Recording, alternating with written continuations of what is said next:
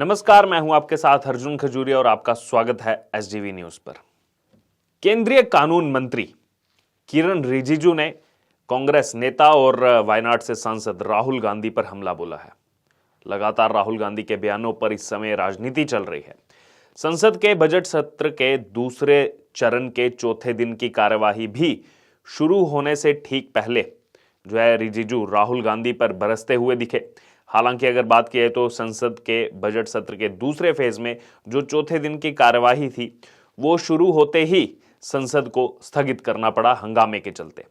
अब कयास ये भी लगाए जा रहे थे कि आज राहुल गांधी भी संसद की कार्यवाही में शामिल होंगे, लेकिन संसद शुरू होने के साथ ही विपक्ष के हंगामे के बीच, जी हां, विपक्ष के हंगामे के बीच दोनों सदनों को 2 बजे तक के लिए स्थगित कर दिया गया।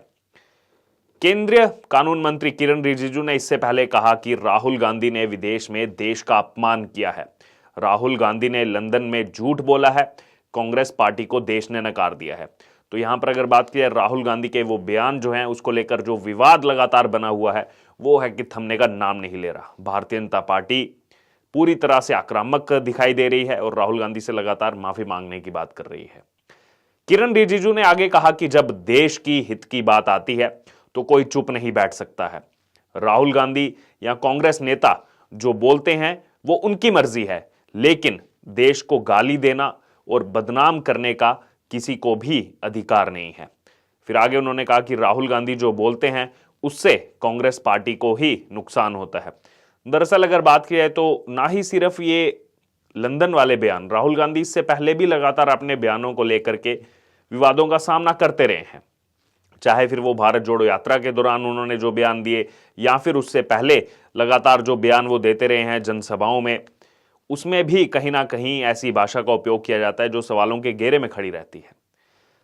दरअसल अब भारतीय जनता पार्टी की ओर से एक और बार दोबारा से राहुल गांधी से पूरे घटनाक्रम पर माफी मांगने के लिए कहा गया। किरण रिजिजू ने कहा कि पॉलिटिकल आइडियोलॉजी में अगर कुछ डिफरेंस होता है तो वो हमारे खिलाफ बोलते हैं, वो चल सकता है, वो चलता है, लेकिन भारत के खिलाफ कोई बोलेगा तो हम लोग चुप नहीं रहेंगे।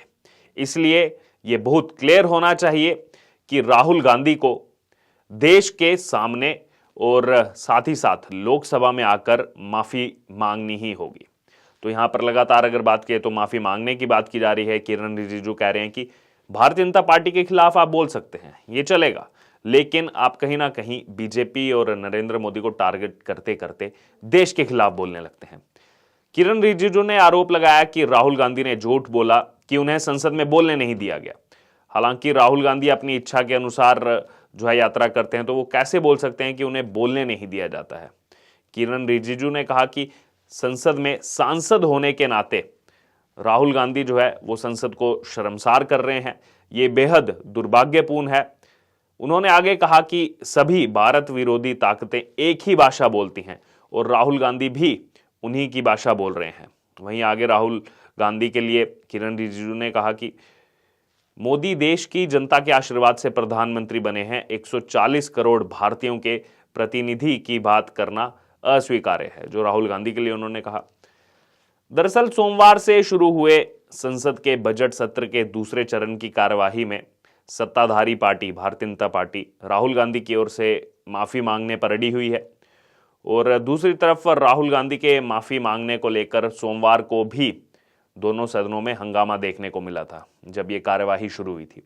मंगलवार और बुधवार को भी हंगामे की वजह से संसद की कार्यवाही को स्थगित करना पड़ा था। अधिकतर समय तक ये कार्यवाही स्थगित रही थी और राहुल गांधी के माफी मांगने के सवाल पर कांग्रेस अध्यक्ष और राज्यसभा में विपक्ष के नेता मल्लिकार्जुन खड़गे का बयान सामने आया है। मल्लिकार्जुन खड़गे ने कहा है कि यह संसद नहीं चलने देने की बीजेपी की एक साजिश है।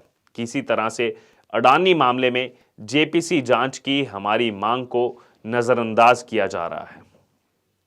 तो यहां पर अगर बात की जाए फिर से वही अडानी का मुद्दा, राहुल गांधी के बयान पर माफी मांगने की बात की जा रही है। फिर से गौतम अडानी आ जाते हैं कांग्रेस की तरफ से बीच में। ये वही गौतम अडानी है। हाल ही में कांग्रेस सरकार ने हिमाचल प्रदेश में डील की है गौतम अडानी के साथ। राजस्थान में तो अशोक गहलोत ने हजारों करोड़ रुपए का प्रोजेक्ट दिया है गौतम अडानी को, उस पर कुछ नहीं कहेंगे। दरअसल ब्रिटेन की हाल ही में हुई यात्रा के दौरान जो कांग्रेस नेता राहुल गांधी के लोकतंत्र पर हमले संबंधी जो बयान है उसको लेकर लगातार जो राजनीतिक बवाल उठ रहा है, इसी के बीच राज्यसभा सांसद और पूर्व कांग्रेस के सीनियर लीडर कपिल सिब्बल ने बुधवार को डिफेंड किया है राहुल गांधी को और कहा कि चाहे देश में हो या विदेश में सरकार की आलोचना करना नागरिकों का अधिकार है और इसका मतलब भारत विरोधी या फिर देशद्रोही होना नहीं है। यहां पर कपिल सिब्बल कानून मंत्री रह चुके हैं, कह रहे हैं कि आलोचना कर रहे हैं केवल भारत सरकार की राहुल गांधी। तो यहां पर यह सवाल बनता है, पेशे से वकील भी हैं कपिल सिब्बल, अभी भी सुप्रीम कोर्ट में वकीली करते हैं। जो पेगासस का मुद्दा उठाया गया राहुल गांधी की तरफ से, उसमें सुप्रीम कोर्ट ने जो तकनीकी समिति बनाई थी वो तो क्लियर कर चुकी है कि कोई भी जो है पेगासस स्पाईवेयर का इस्तेमाल नहीं किया गया। राहुल गांधी वही जो है जाकर के ब्रिटेन में बोल रहे हैं, वो नहीं दिखेगा कपिल सिब्बल को, कह रहे केवल आलोचना कर रहे हैं। देशद्रोह कैसे हो गया? क्या ये आलोचना है? यहां पर जनता सवाल पूछ रही है, क्या ये सिर्फ और सिर्फ आलोचना है कि मेरा माइक बंद कर दिया जाता है? इतनी देर तक तो बोलते रहते हैं, 52 मिनट तक शीतकालीन सत्र में एक भी दिन संसद नहीं जाते, फिर कहते हैं मुझे बोलने नहीं दिया जा रहा। और किरण रिजिजू भी इसी बात का हवाला दे रहे हैं कि जो इतनी लंबी भारत जोड़ो यात्रा निकाली गई, साउदर्न इंडिया से लेकर के कश्मीर तक वो यात्रा निकली, पूरी यात्रा के दौरान राहुल गांधी कहीं ना कहीं जो है स्पीच देते आए हैं, तो कहां उनको बोलने नहीं दिया जा रहा? ये समझ से परे हैं, झूठे बेबुनियाद आरोप लगाए जा रहे हैं जाकर के।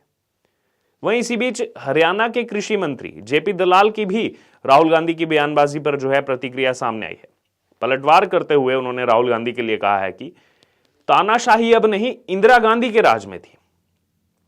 फिर आगे कहा कि विपक्ष ने घपले करके जो धन कमाया वो देश को वापस होना चाहिए। वहीं आगे अगर बात की तो जेपी दलाल ने आरोप लगाया कि कांग्रेस सत्ता पाने के लिए देश का अपमान करने या फिर गिरवी रखने को भी तैयार है। दरअसल एक पत्रकार वार्ता में हरियाणा के कृषि मंत्री जेपी दलाल कहते हैं कि राहुल गांधी की ओर से जो बयान दिए गए लंदन में, उन बयानों पर बताया कि जनता द्वारा बार बार रिजेक्ट करने वाले नेता पीएम मोदी से नफरत करने लगे हैं और अब वो मोदी के साथ साथ देश के खिलाफ बोलने लगे हैं। तो अब ऐसे नेताओं को इतनी बड़ी पार्टी का नेतृत्व करने का अधिकार बिल्कुल भी नहीं है। वहीं अपनी बात को आगे बढ़ाते हुए जेपी दलाल ने कहा कि सच तो यह है कि इंदिरा गांधी ने कानून और संविधान को रोंद कर आपातकाल लगाया था। तो यहां बार बार जो है वो इंदिरा गांधी का जिक्र भी जरूर आ रहा है। वो इसलिए आ रहा है, कभी आपातकाल का जिक्र आ रहा है, कभी वो जिक्र आ रहा है जब इंदिरा गांधी को मोरारजी देसाई सरकार ने गिरफ्तार करवाया था, उसके बाद वो लंदन में गई थी, वहां पर उनसे सवाल किया गया था गिरफ्तारी को लेकर। उसको लेकर इंदिरा गांधी ने कहा था कि नहीं, मैं इस पर कुछ नहीं बोल सकती, भारत के आंतरिक मुद्दों को मैं बाहर नहीं ला सकती, बाहर नहीं उठा सकती। उन्हीं इंदिरा गांधी की बार बार एग्जाम्पल दी जाती है कांग्रेस पार्टी की तरफ से, और वही अब इंदिरा गांधी को लेकर के भारतीय जनता पार्टी की तरफ से सवाल उठाए जा रहे हैं, चाहे आपातकाल हो या फिर जो लंदन में उन्होंने पत्रकार वार्ता में कहा था। बहरहाल अब इसको लेकर आपका क्या कहना है? चौथे दिन भी संसद की कार्यवाही 2 बजे तक स्थगित कर दी गई है। उसके अलावा केंद्रीय कानून मंत्री किरण रिजिजू ने राहुल गांधी पर हमला बोलते हुए फिर से उनसे जो है माफी की मांग की है कि लोकसभा में आकर के आपको माफी मांगनी होगी। बहरहाल अब इसको लेकर आपकी जो भी राय है आप हमारे साथ कमेंट बॉक्स में शेयर कर सकते हो और इससे जुड़े तमाम अपडेट के लिए बने रहिए हमारे साथ। धन्यवाद।